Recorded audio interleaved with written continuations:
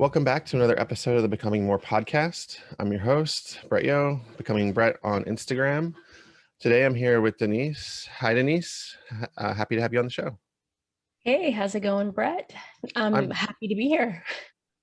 doing well, doing well. So Denise and I, we've known each other for a few months on Instagram and other Mhm. places. So kind of want to get like your elevator pitch of like where your journey's gone so far. Um, well, I had a Roux-en-Y gastric bypass in October of 2018. And as a result of that, and a lot of hard work, I've lost over 100 pounds. So the losing weight was the easy part. The keeping it off, that's the challenge. Yeah, So, and I've been heavily involved in the Instagram community, helping build people up and grabbing inspiration from there. And that's how we met and other groups on there. So, yeah, yeah, that that's in a great. nutshell is my story. And 100 pounds is no joke. So, I mean, Yeah. it's crazy hard. And then it's also crazy hard when like any kind of life situation gets thrown at you. And then you're like, you easily can go up 20 pounds and you're like, Oh, yeah. oh man, like you don't want to spiral back up any further. No. And then that 20 pounds seems to take forever to come back off. Yeah, it's a whole different story. Once you're out of the honeymoon phase after, like, I had surgery. I know not everybody in the community has, but it's a whole different story once you're in maintenance. Yeah, definitely. So we're gonna go back a little bit based on like trying to find out your background, like growing up and all that. Where was weight a problem, like as far as you can remember? Was it something that you gained like in college? Was there whatever it is? Like what was it? When was it that you first like realized that you had a problem with your weight? Well, firstly, I haven't grown up yet. I'm still working on that. I was heavy my whole life. As long as I can remember, I was always the fat kid. I was the second tallest in my class, like, but second I'm right there. biggest. I'm right there with you. I was the same. Always. So a little bit in college when I couldn't afford to eat, I lost and I was sort of normalish for a few years. But then, you get a job and you get some money and you like to eat and your job's sedentary. So it all came back and a whole lot more. And I had a lot of health complications too that added to it. Heredity. I had thyroid cancer in 2008. So I had my entire thyroid removed. And when you don't have a thyroid, that controls your whole metabolism. So you gain weight. Oh wow, yeah. I had polycystic ovarian disease for years too, and it messes with your hormones. So I had like all the cards stacked against me my whole life. But Yeah, that's quite like a amalgamation of events, like multiple I things that know, can work right? against you to Yeah. then like even to get to the point you are now, like is amazing because a lot of people, even with just one of those, they can't get out of it.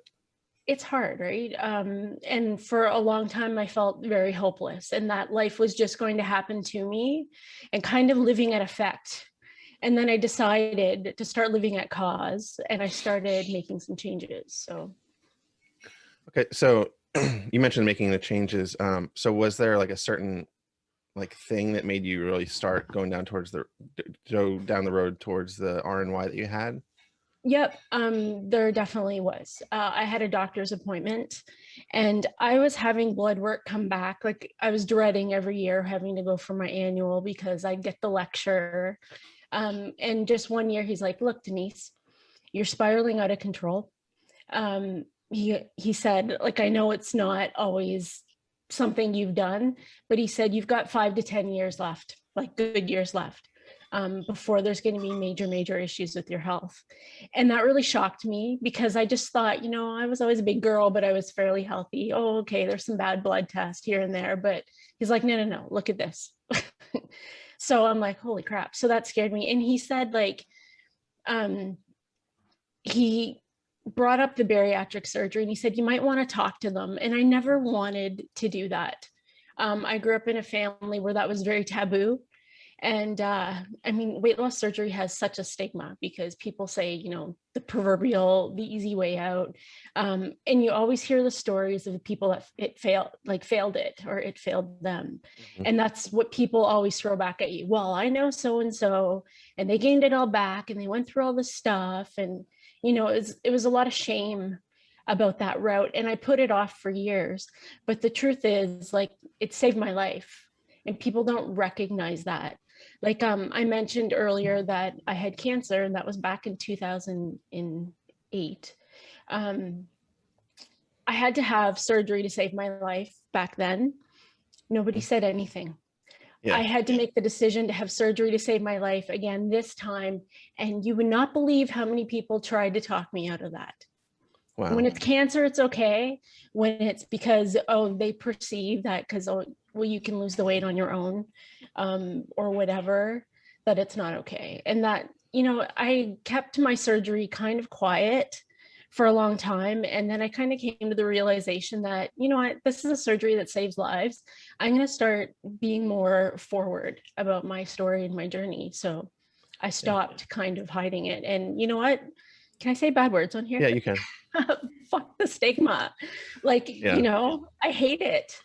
Yeah. And Well, I'm hey, not gonna hide. yeah, good for you, because it's definitely there, because it amazes me, even people that have so it's usually people that have, you know, people that don't have it, obviously, that say that those things, but even people in the community that like have lost a lot of weight, know all the people that have the different variations of the surgeries, and they still say stuff like that. And it amazes me, because I mean, I didn't have, it's funny because a couple weeks ago I had a meetup with some people from the community, and Mhm. I was the only one that didn't have it. Right. And I was given the honorary WLS badge. But you know, it's one of those things, because like that was my next step, really, was Yeah. because I've told this before, but when I did my own episode, that when I had my pulmonary embolism and I was in the hospital, like the doctor just like literally like not threw, but like tossed the bariatric pamphlet on my like lap, because Yeah. it was like, you need to look into this. Um, and it was like, it was always like the last, I always thought of it as a last resort, but it's not always. And it's not, it's sometimes it's the best option too. No, and it's not for everybody, that's Yeah. for sure. Like, you know, that was the answer for me. I tried a million things. I tried Jenny Craig. I did the freaking walk of shame to Weight Watchers like 14 times. You know, you do well, you lose the 20, 30 pounds, and then be Mhm. like, fuck, this is hard, you know. Yeah. And they also are in business to keep people coming. So they're That's the also thing. like, And that's why, it's sorry. not quite like, oh, we want you to succeed and then you'll never come back, right? They want you to be like a 10-year member or Yeah. whatever they call it. And that's why yeah, or lifetime or Hmm. whatever, and that's why diet culture fails so many people, because it's designed to make people money, and it's designed to be the same and Hmm. hard. Yeah. Like, And you'll we're, have that initial success, yeah. but then, you know, when things get routine and you don't change stuff up a bit, you get bored. You got to learn to pivot, and they can't market pivoting into what they're selling, because they can't do that for everybody. You know, it's like a cookie cutter solution for everybody, Hmm. and that's how they make their money. Yeah. And it's kind of funny because a few episodes ago I talked to Gormy about I went to a grocery store in where I used to live in rural Pennsylvania, and it's like a mom and pop grocery store. It's not a chain or anything. And like they had a section, and you know how like grocery stores have those sections that hang down from the ceiling that say like, you know, bread or like frozen or whatever. They had keto.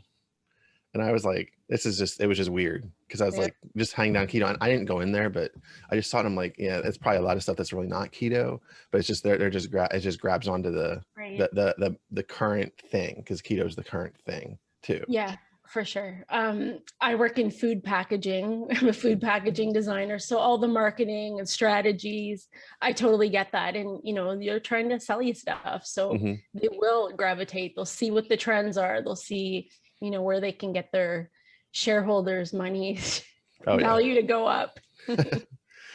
So while you, so you had the surgery, when did you have the surgery again? I had it in October 2018. Okay. So I had you're like 2.5 years I am. removed. Yeah. So when you started, obviously you had the surgery, like did you follow any kind of nutrition as you were going through the plant, I mean, obviously at first you can't have really anything, you're on the liquid and all that, but after you get out of that and a few months removed, did you like start doing like stuff like paleo or keto or whatever it might Um, be? I kind of, they give you a diet for 6 weeks and it gradually brings you back to food. And they say at the 6 weeks, okay, this is your lifetime diet, you know, high protein, whatever, whatever. So I followed that until I really started to plateau a lot. And then I'm like, okay, I got to pivot at this point. So I started doing low carb because I was on a lot of Facebook groups and in the Instagram community, and a lot of people were doing that. And I thought, well, you know what, I can do that too. And I tried it and it did help push me further. But then I developed a surgery complication down the road where I couldn't really do full on keto low carb anymore. So again, had to pivot.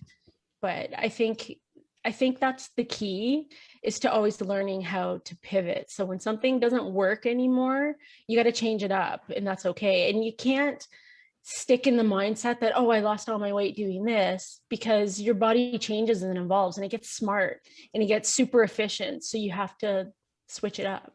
Yeah, definitely, because your body is like trying to like store everything it can, and then it's like no, I don't want to give it up, and like at the Yeah. same time you're like looking at the scale and you're like, I want this number to go down, Yeah. or I want these clothes to fit. And it's also funny because I'm not to talk about the scale too much, but you know, so many times like you'll see the scale not move and not moving, like because you know you and I both work out, so when you don't see it moving, then you're like, but these clothes fit better. But it's also like it's because you're losing fat, but you're not losing weight because you're Yeah. gaining muscle. So it's always like those mindset changes that just take, like, you have to have patience. Like that's what I tell people is like, if you're gonna do this long term, you just need to have like oodles of patience. Yeah, for sure. For sure. Someone posted something the other day and it resonated with me, and I'm gonna pull it up on my screen, but it was awesome. It said, someone once told me something along the lines of, you got to do your best every day, but remember that your best is going to look different every day. And it says that's one of the most healing and freeing things they've ever heard. And I think that's totally true. Like Yeah, it every is. day is a little bit different. And I think that's one of the keys to success. Yeah, yeah. I mean, especially when you start your journey 100 pounds heavier, and your best then is a lot different than your best now. For sure. Not to mention Um, that there's the smaller changes that happen as you go every day. yeah, I definitely, I've been looking at myself, like, you know, when you get that reminder a year ago today, Hmm. whatever, I weighed less a year ago, but definitely leaner and more cut than I was a year ago. And it's funny, like you mentioned the scale. I haven't been on the scale in months just Mm, because it fucks with my head, right? yeah. Yeah, I go on it, and it still fucks with my head too. But like it's just like I see myself, like it was one of these realizations I had the other day at work because we have like big glass doors. So I'm walking in and I'm like, and I see myself and I'm like, is that me? Because like you know, like your reflection looks different over time. So Yeah. things like that help. I mean, it's not, I won't say it's so much an NSV, but or non-scale victory, but it still helps, right?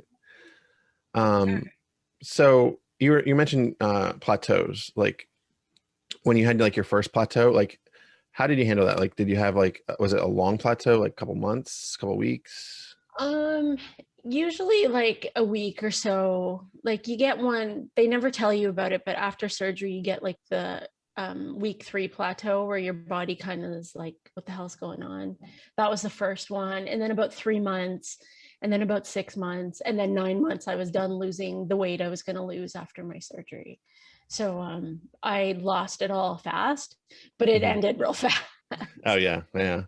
Yeah, because it's always interesting when you have plateaus because like sometimes those I always find that those are what really mess with me because like you'll just like not see it move and you're like, Mhm. well, I'm not doing anything too different, but your Yeah. body's just adapting because you're doing the same thing. Because like if you eat the same, because I was the time when I had my first big one, and even like my most recent, which was lasted like 3 or 4 months, I was eating like the same stuff all the time, and I think that helped add to it. So I wasn't like changing it up enough, and my body was just like, all right, we just do this.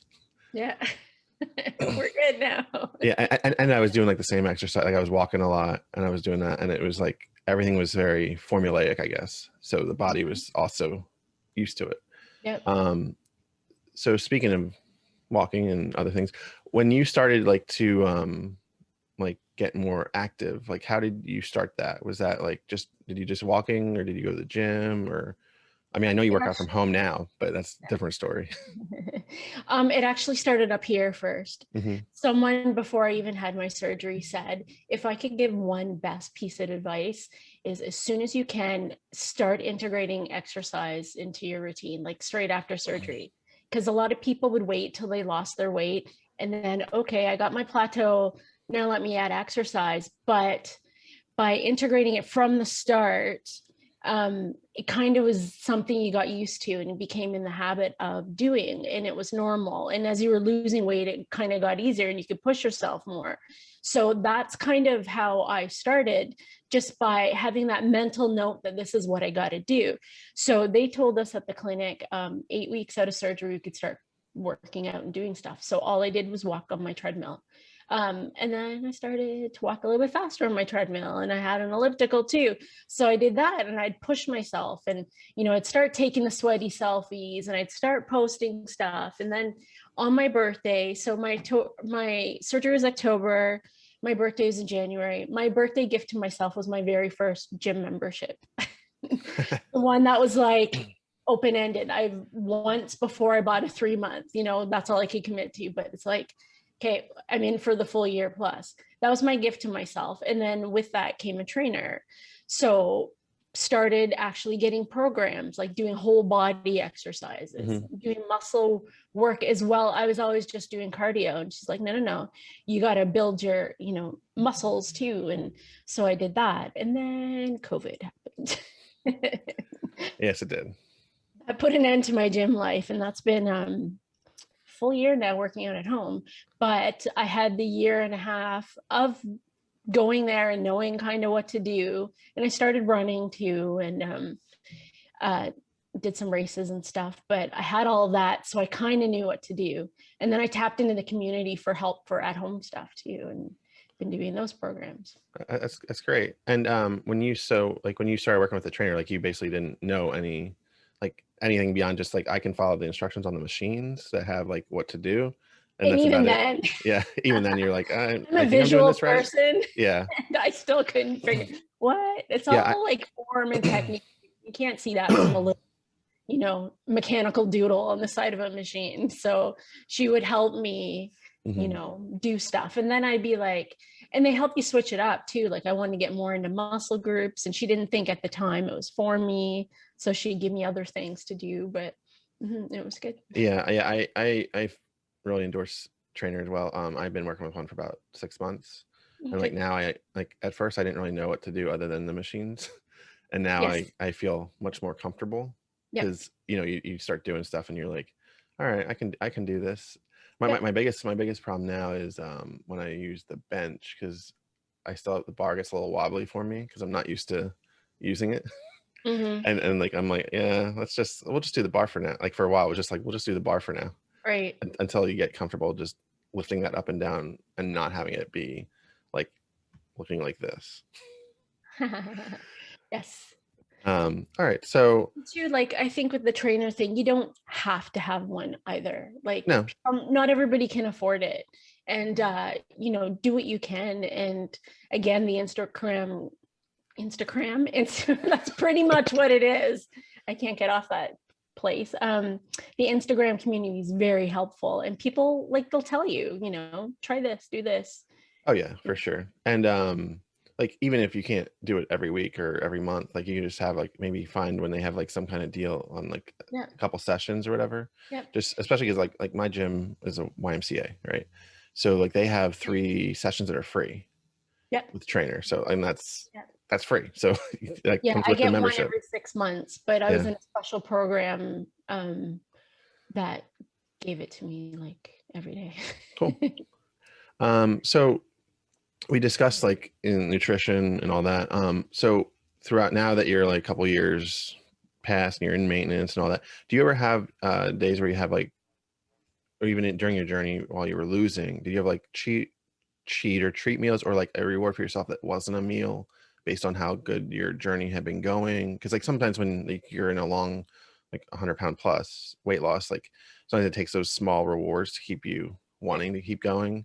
You mean like, do I ever eat like an asshole? Yeah, I do. Yes. I still do.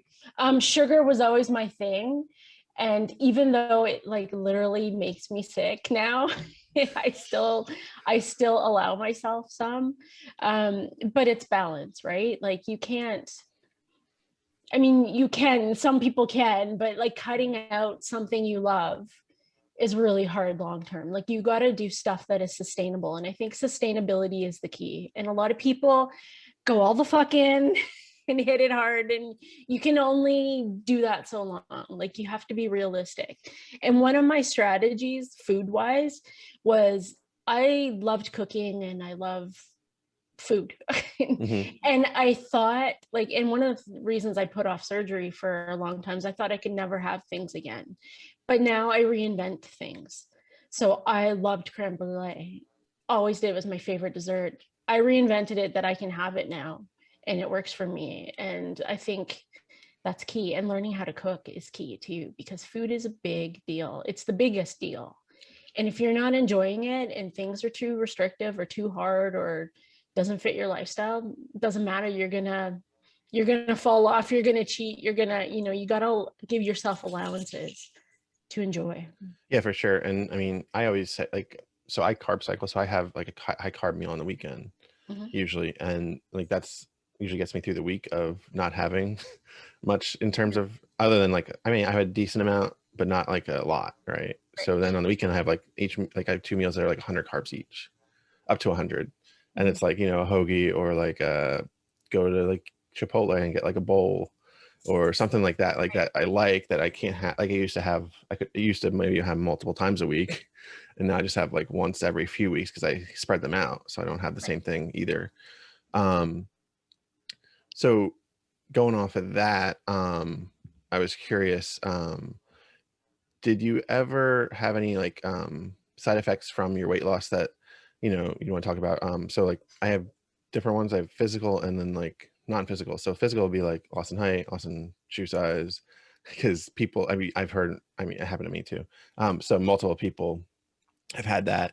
And then there's also like the non-physical. So it's like, you lose friends slash family that, you know, didn't support you, or like gave, like you even mentioned the ones that had warned you against getting the surgery, or gain friends. Like, obviously Instagram community is very vast with people. And then also things like confidence and like not being afraid, to sit in the booth at a restaurant or things like that. Yep, all of that. um as far as like, so I had a side effect of surgery. I developed reactive hypoglycemia, um, which was the one thing I didn't want to get. And that's what I got. So if I have too much carbs and sugar, it will spike my blood sugar super high. And that kind of sucks. But the worst thing is that my pancreas will kick in and make way too much insulin. So then it drops my blood sugar super, super low and puts me in danger. Oh, wow. And so when I have that sugar that I love and I freaking push it because I eat like an asshole sometimes, I'll get a sugar dip and I'll feel myself almost fainting, or I'll feel myself, I get the sweats, I get dizzy, if it goes untreated, I could die or go into a coma. Like it's a big deal. And that was the one thing I didn't want to get from surgery. And I ended up getting it. But the thing is, you got to roll with the punches, right? So now I know how to deal with it. I know I can only have so much at a time. I know I have to have protein with it to help pull the sugar reaction down. I know that I cannot drink and eat something carby at the same time, because for sure I'll get a reaction, and it happens about 3 hours after I eat. So that was one of the side effects, but that was the only negative one. I mean, and if I had the choice to do it all over again and not have that, I would do the surgery fucking million times, because how it has changed my life compared to this one little thing that I can manage because that's up to me and I know what's going on. It wouldn't even be a question. So yes, I had that side effect and it was a negative thing, but it is not a factor for me. You roll with those damn punches, right? Yeah, for sure. And like, cost reward benefit. I have so much reward because I have a fucking life back now. You know, I didn't feel like I did before. So yeah, there's some negative side effects, but I don't count them because it's just given back so much more. Yeah, my shoe size went down a size. I don't remember losing height at all, but I definitely lost some people along the way. And that even happened before surgery, as I mentioned. You know, there's people that, you know, you thought would have your back the most, kind of didn't. And I had to keep it quiet from my family till almost a month before surgery. I knew here in Canada, they make you go through a lot of hoops because we have free healthcare. If you qualify and have enough comorbidities, the government pays for that surgery for you. So I had a 1.5 year wait, and I had a long time to think about it and a long time to decide whether I was going to tell people. And I kept it secret for a long time. And I saved it for most of my family till the last month where they couldn't talk me out of it. So, and the reaction I got was what I thought. So, you know, waiting was warranted. Those people are starting to come around. And you know what? I was kind of an asshole to a friend that had the surgery too, because I didn't understand. I had that stigma in my mind too. And I wasn't the best friend that I could have been to her. So knowing that, I got my own just desserts back. But yeah, I did lose friends along the way. And family too. And but they come around eventually, and if they don't, fuck them, because they obviously don't have your best interest at heart. Because anyone who knew me before and knows me now, it's night and day. Like, and the changes in my life and what I can do now, and to not be happy or supportive of that, then it's a less about a me thing and a more about a them thing. Oh yeah, yeah. Someone can't be happy for you for making changes that, one, save your life, and two, just make you actually have a life and do things, and, you know, not be kind of reclusive like I was. Yeah. And sometimes I think that a lot of that's their own, like, almost narcissism coming into play, where they don't want to, because they could come back on, like, to that, they have to, like, introspect themselves. Narcissism, maybe. I think it's more about insecurity, because people are comfortable and people don't like change. And a lot of one particular friendship was based around us going out for lunch every day. And when that couldn't happen, you know, this person got really upset and didn't talk to me anymore. And, you know, because part of our relationship revolved around that act of going out for lunch and food and a certain lifestyle that I just couldn't have anymore. So, you know, those fall apart. So I had a lot of that as well. Cool. And then positive things is the Instagram community. There's some negative things in there too, but a lot of positive people, you know.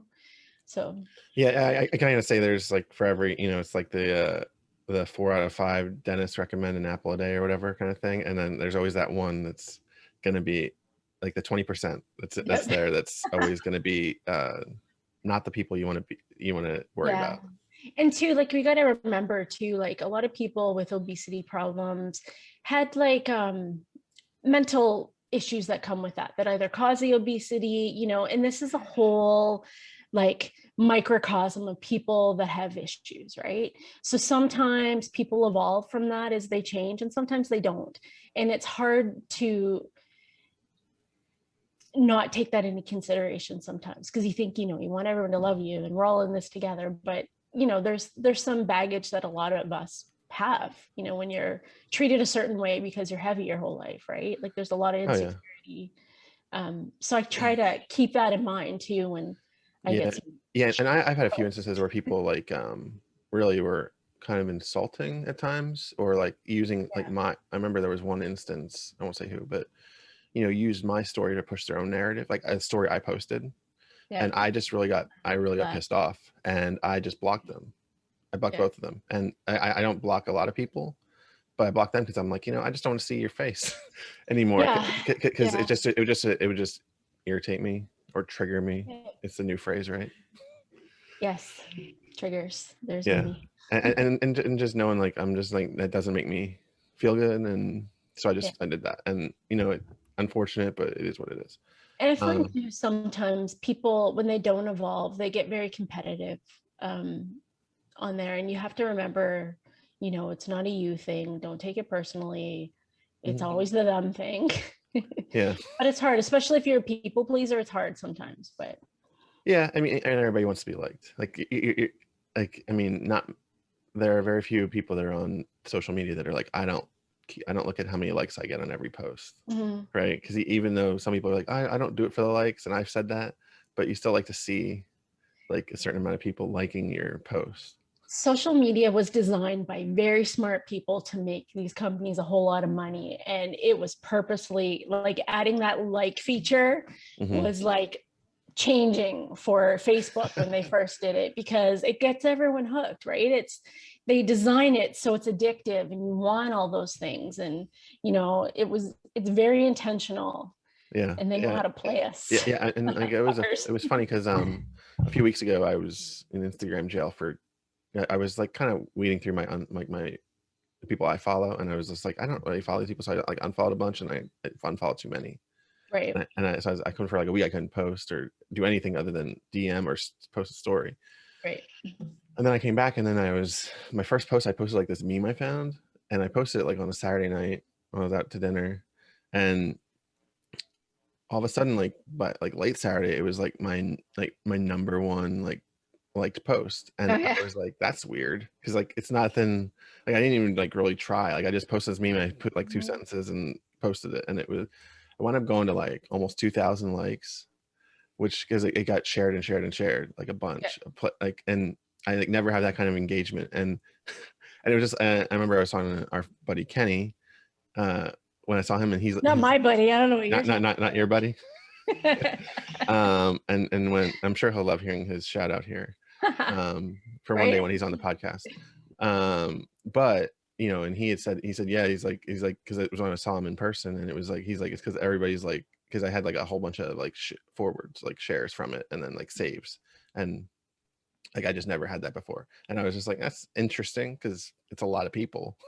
Yeah. Because like before that, like my most was like just around 400, so I could go to like almost 2,000 like five Mhm. times. Yeah. But it does, it's like you see that constant like likes, like constant notifications. And I think they design an algorithm, because I noticed too, like if I'll have a week where I'm just not feeling it and I'm off, and then all of a sudden I come back and post a story, so many people see it. Like I think there's algorithms that notice your patterns of you pulling away, and then they're like, okay, let's make this more Hmm. tasty for this person. Yeah, Let and you know, I've get a noticed lot that of too, engagement on it. because like I used to post like every day, last summer when I was walking all the time, and now I don't, and I post like a couple times a week at most. But if I don't post like Tuesday, like, you know, Transformation Tuesday, Throwback Thursday, Friday, so sometimes I don't post two of those, and then like I post the one, and when I come back and do the one, like I get like way more instant like likes and all that, Right. compared to like normally where it takes a while. Right. And so it's all numbers and math game that they have set up Mhm. in that. So Yeah. Um, I don't post a lot, but I'm a story girl. So mhm. Oh yeah. I'm not trying to get the numbers. I have a decent amount of numbers, not trying to get the numbers, but the ones I have, I want to keep, because Yeah. those are my circle and those are my peeps, right? Oh yeah. And I always act a fool in my stories. They're great. I love when you spill the coffee, because I'm like, man, that's gonna be a mess. I The know, coffee or right? the tea. I get so many people. Oh my God, you give me anxiety. I'm like, Yeah. I just see it. I'm like, oh man, that's like a lot of stuff on the counter now. I usually do Um. it close to a sink, but Oh yeah. Okay. just maybe Yeah. acting a fool. I see him like when as I at work, I'll go out on a break and I'll check my phone, and and then I'll be like, oh, and I watch a few of them, and then I have to go back in, unfortunately. But they are great. So kind of getting towards the end here, I was curious. So obviously we know where you're at today. You've lost 100 pounds, and you said that, you gained a little bit since your lowest, but you're getting more lean and all that. What are some like health goals that you have for like the next year or so? Hmm. Really just sort of staying on track. Like I've yo-yoed back and forth. The most I ever regained was 21 pounds, and I lost it all by intermittent fasting. So, and then took a little break from it, and like 10 came back. So now I'm back on it again, and it's coming back off. So it's gonna be, it's gonna be a lifelong battle to just maintain. That's my biggest fear, and that's what fuels me and drives me.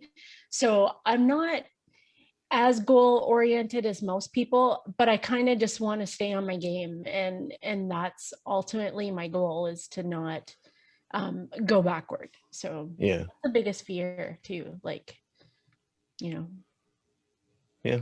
All right. So one thing I like to ask everybody, which I already told you this is coming, like is something that's not health or fitness or weight loss related that you like to do, or participate in, or whatever it might be. I was just curious what that might, something that's a good hobby Um, or whatever. well, considering that I've been in the lockdown for a whole fucking year now, and they just extended it here again. Jeez, Canada, Oh get your wow. shit together. Yeah, they just lifted the indoor mask mandate here, Oh so we wow. don't have to wear masks because we hit like a certain percentage of people vaccinated. Right.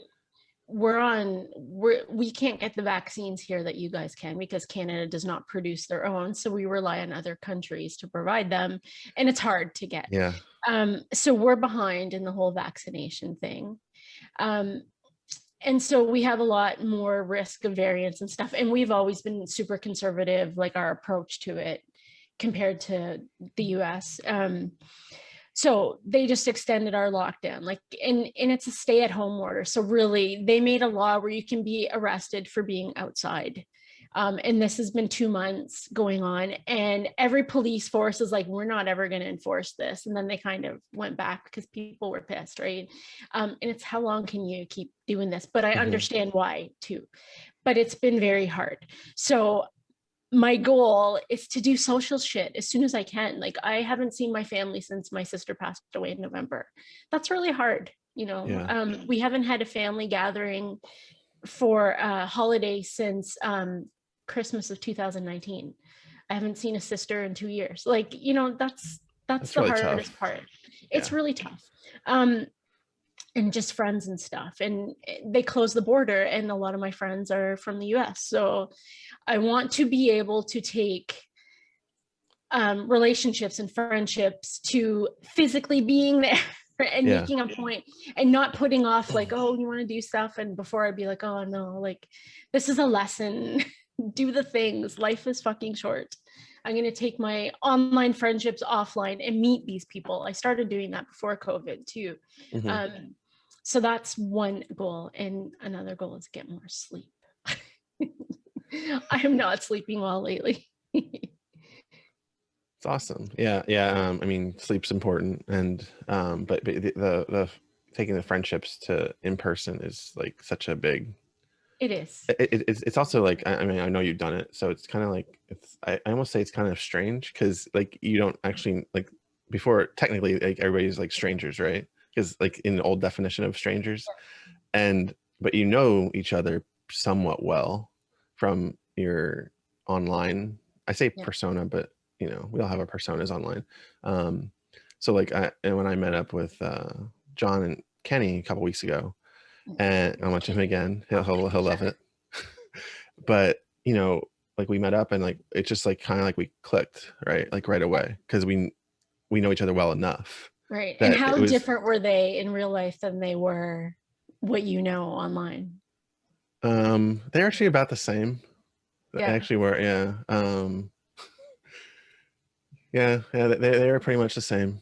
I found that too. And Yeah, everybody says that about me, is like, what you see is what you get. So I think that's awesome. There's yeah. been I've met a lot of people from the Instagram community through meetups, and I'm part of the Toronto Meetup organization committee too. So we organize some events, and most people are like what you see. And there's been a few exceptions where they weren't, but those Yeah, are the people that have an agenda anyway. So yeah.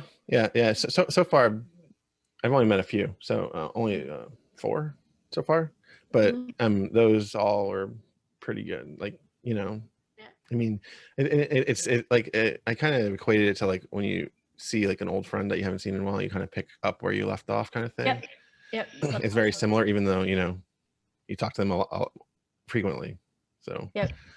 all right. So you guys did a 5K or something, right? Like a Yeah, walk. we did a 5K at a park outside of Philadelphia, because that's kind of like so Kenny and John live in New York. I live in Baltimore. It was a nice in between, like 2 Right. hours each way for each of us.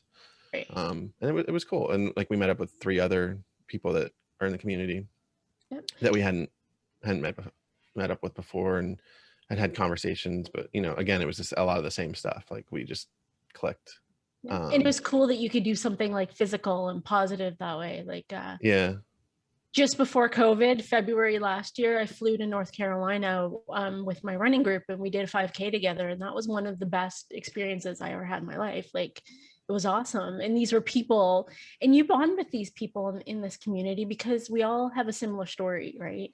We're all battling similar things, and to be able to take that offline is really, really amazing. Because I mean, we celebrate each other's like wins and setbacks and all that, because like so often, like you don't want to, like this is stuff you don't share with like people in your real life, right? Like I mean, for a long time I didn't even share my like ever on Facebook or anything publicly till like last year when I had 150 pounds lost.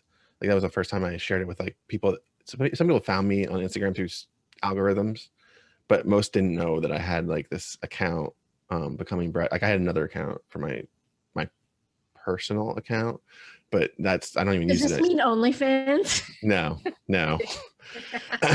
But I had like I had one. Yeah, I know.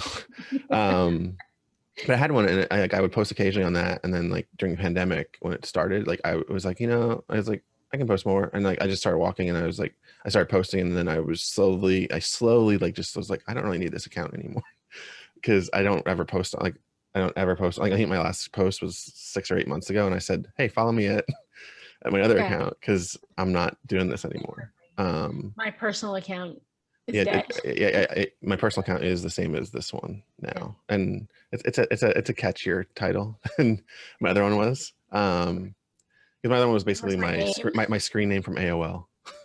I have AOL. Yeah. Okay. So, and actually, speaking of the 5K meetups, I'm actually organizing one in DC in Memorial Day weekend. We're gonna do it around the. I was like, because I'm meeting up with you probably know him as Primal Bro. He was on Instagram. So he's not Primal Bro. He's been Jitsu now. Yep. He and I are gonna do one in DC at the reflecting pool of the Lincoln Memorial. Awesome. I was like, that's a pretty good spot. Like everybody knows that. This park we went to in Philly was like nobody really knew where that was, so we weren't really sure. But when we went there, it was great too.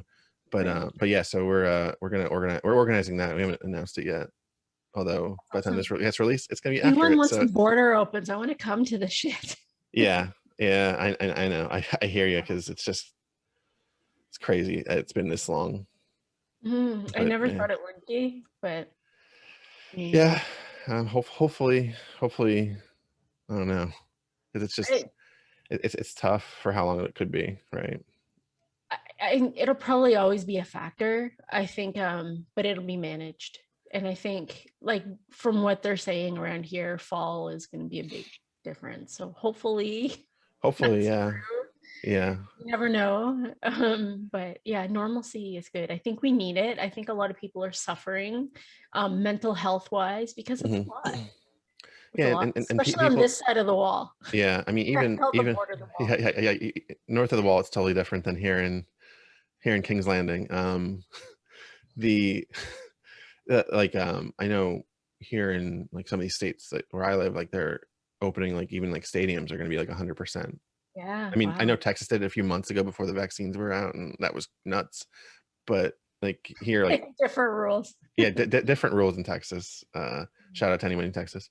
But here in Maryland and in Philly, like they're opening the stadiums up in June to be like full capacity, and like the NFL season will have full capacity, and just like to be like around other people, and like, not that I like being around 70,000 people, but just being around other people to share in experiences. Because like I went to a baseball game about 2 months ago, or not 2 months ago, last month, in Baltimore, and it was, we were in the stadium, and it was kind of like one of those, it was weird yet good to be there, because it was just like, it was something normal to do. But they're only, because of how they had this spacing and social distancing and all that, like they said they sold 4,000 tickets, but it was like a double header, so you had to buy one ticket for both games. So I think like there's probably maybe 1,500 people in the stadium that seats 45,000. That Right. was like very That would sparse be and like weird. very Yeah. empty. And when we got there, the other team had hit a home run, and because we got there about in the first inning, and heard all this cheering. I was like, oh, they must have like a lot of people here, right? Because we were as we were walking, it was as we were coming through the tunnel to go up the steps to our seat, and no, that was the players on the opposite team cheering, Oh, jeez. because there's nobody, like there's not a lot of people there. So Yeah. it was just, but as we get more and more into that kind of stuff, or like going like I'm a big movie buff, and just being able to go to a theater and see a new movie that I Yeah. want to see. Like Memorial Day weekend, I'm planning to see A Quiet Place 2, and I'm like, I've been wanting to see that for like a year and a half because that's when it was supposed to come out. Right. And just stuff like that, it just is kind of normal, and not have to like worry about, COVID and all that. Because I haven't gone to a theater since like last February, because one, there's nothing that came out, and two, I didn't think it was not worth the risk, because I haven't talked about this before. I used to manage a movie theater, and I know the people that work in movie theaters, and no offense to them, but they're not going to be the most diligent in cleanliness all the time. Mhm. Because I mean, they're going to have safeguards, but I also worked in one, so I know how it gets when you're busy. Yep. Stuff slips by, and you have to just get stuff done, so it doesn't always get cleaned or get Right. taken care of in the proper way. And then like also like a lot of these theaters now, they have the luxury seats, right? So then your head's touching the back of a Mhm. seat that somebody else's head touched, and I'm like, Right. yeah, I'm not. That grossed me out before. Yeah, yeah, I know. So It's not a I'm like, COVID response for me. so yeah, so stuff like that. But yeah, just a return to normalcy is what I think we all need, because it's just been a year For and a sure. half, It's almost a been year and a half now of just insanity. Yeah. It's going to be weird having that shift back into what we call somewhat normal, and Mhm. whether it'll always be like it'll be close to normal, I don't know. But I feel like things like handshakes are gonna like go away, like yeah. for a while. I mean, people still like, get when I have a handshake, but as soon as I like have a handshake, because like sometimes I met up. I randomly yesterday, I was in my hometown, and I saw a friend of mine I hadn't seen in years, and at Office Max, because I needed to get a pen and a notebook for something. Mhm. And like he called me over because he was in his car, and he called me over, and I'm like, oh hey, and like we chatted for a bit, and then shook my hand, and I'm like, I wasn't gonna not Yeah. I wasn't gonna not do it, so I just was like, when I got back to my truck, I went and got my hand sanitizer and took care Yeah. of it. But Yeah. stuff like that, and I think that those kind of things are going to be with us for a while. For sure. And I'm also not against masks during flu season either, because I was like, I didn't get a cold for a year and a half. I haven't had one either. Yeah. Now I did have a terrible, because here in Maryland we've had terrible allergies, and I had a terrible sinus infection this year. Like, so I didn't get taken out by COVID. I got taken out by freaking pollen. Right. And it was like the same symptoms as COVID, so I couldn't go to work. So I just was at home for a week, because I was just like, I felt like the third or fourth day I felt like a train hit me. Like I just totally wiped out. Right. Um, but yeah, so all right, well, now that we've had our COVID talk. I know there's always COVID talk, Yeah, right? yeah, Like, it's just the time. I mean, it'll be interesting if, a couple years from now, people listen to this and they're like, man, do you remember COVID? kind of.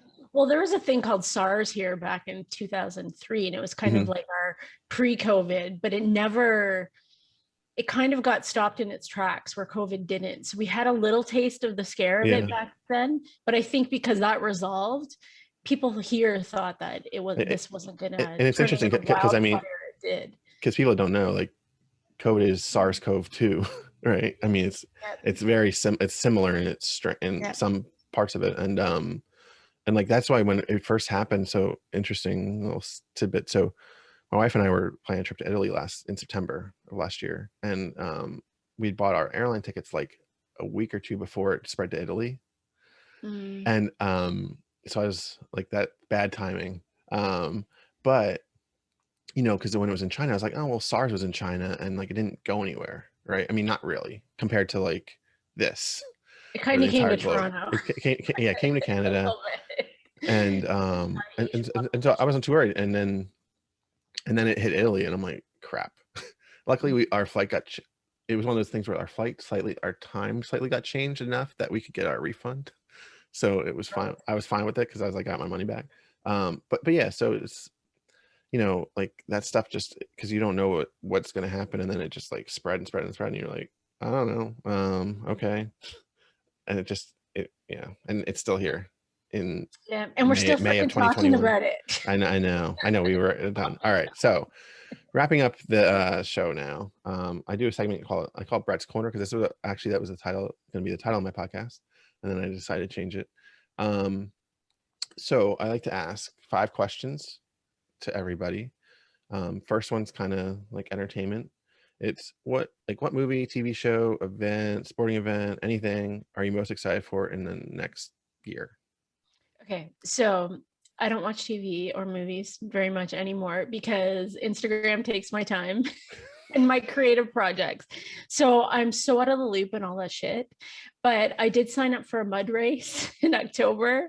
So that event I'm really looking forward to. And I'm looking forward to social events. And again, I said I was on the Toronto weight loss meetup committee for us to have our boat cruise finally at some point in the future. We had a plan last year and we had to cancel it. So social things and my race and yeah. Awesome. Yeah, that's awesome. And your mud like is it like a Tough Mudder basically?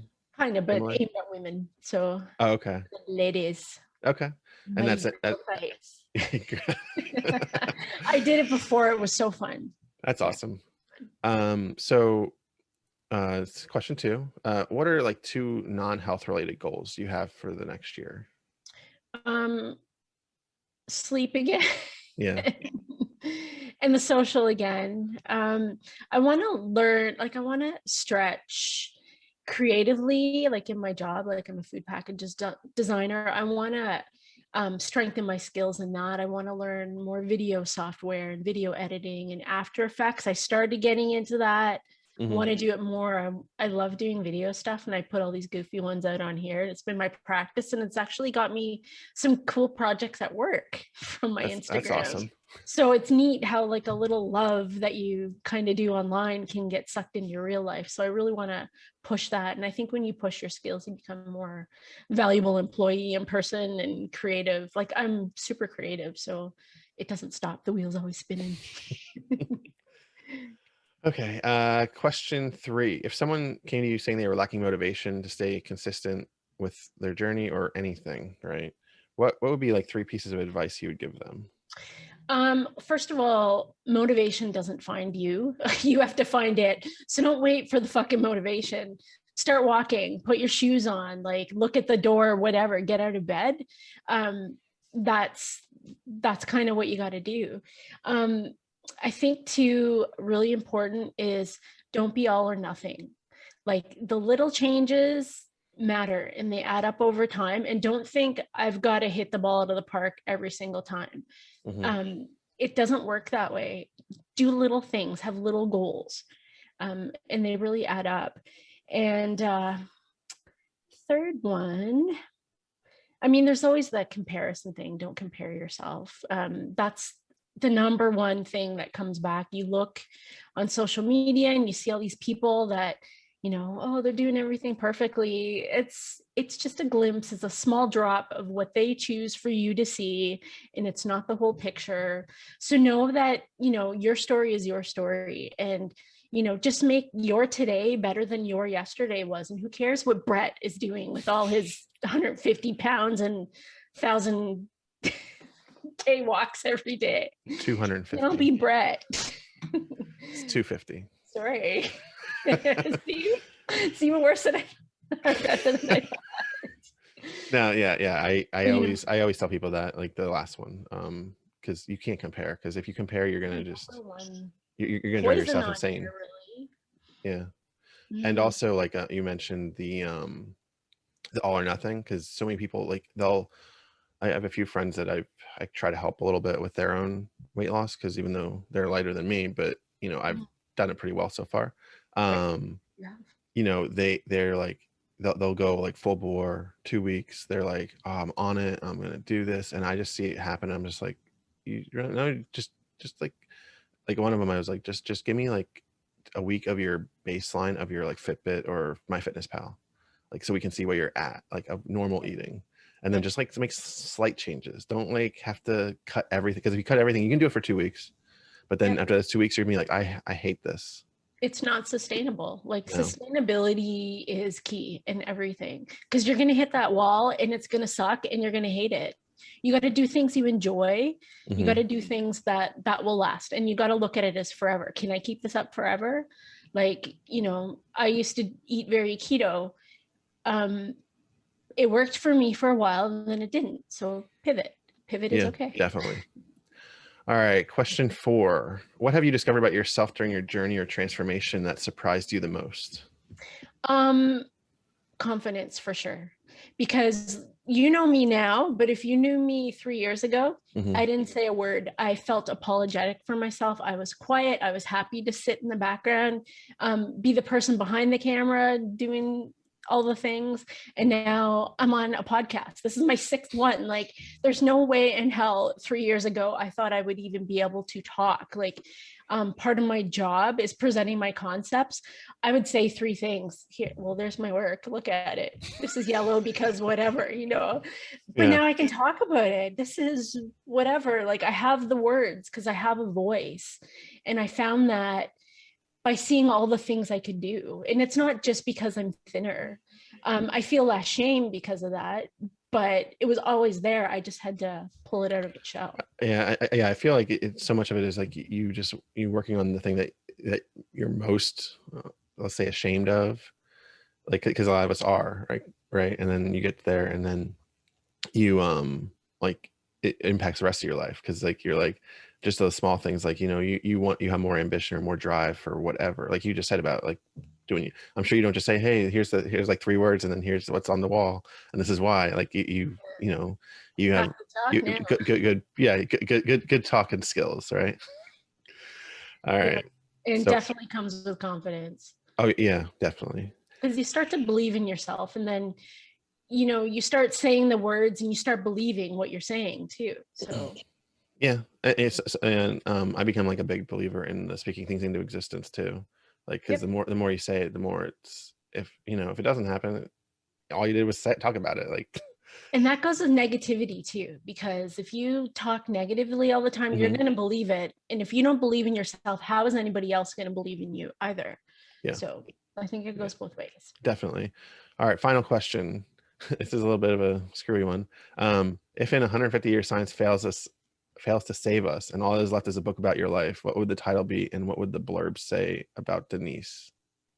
Oh God, say something with an expletive, like fuck. I think it would be more about finding myself and believing in myself, like kind of what we were just talking about. You know, my story, I always compare my story to like a metamorphosis. Like, it's a butterfly. You start as the turd little worm thing and you turn into a cocoon and you're this butterfly. Caterpillar or whatever? Is it that's what it is. Yeah. Caterpillar. I like turd worm better. Turd worm, yeah. And I think too, like, it would be about life is short and don't take yourself too fucking seriously, because I sure as shit don't. You know, like, be funny, laugh, enjoy the little moments, you know, tell people you love them, you care about them when you can, because life is freaking short. Yeah. I think we all, especially both of us, have had health complications, right? So then we both experience like how short it can be and how short it can feel. Like, I mean, you had cancer, I had my PE, which, you know, depending where you find it, like half the people don't survive it. So someone at my work actually had one at work, and it's not with us anymore. Yeah, it's rough. So it always makes you appreciate it. So all right, well, that's the end of it. I guess we'll wrap it up here. So Denise, if anyone wants to follow you on Instagram or wherever else, where can they find you? I am at scaling_down_RNY on Instagram. All right, I'll add that to the show notes, and hopefully we'll see you again here on Becoming More. For sure. Happy to come back. We got to do a round table with Kenny. Get his ass on here. I'm trying very hard. I can pull the words out of him. So this is the third time you brought him up too. You should be. Yeah, I know he's gonna be like ecstatic. He's gonna like, DM me as soon as he listens to it and tell me all about how he's never coming on here. But he is one person who is coming out of his shell too. Like compared Definitely. to how he was a year ago, Mm-hmm. night and frickin' day. I mean, he even met me in person. I know, and he stewed about it for a while. It's like, do it. Yeah, I know. Yeah, like change is hard, and it's cool to see us all evolving, like all of us. You're different than when I first started following you. Kenny's different. Anybody on here is different. It's really exciting. Yeah, it is. All right. Well, we will end it here. Have a good day, everybody.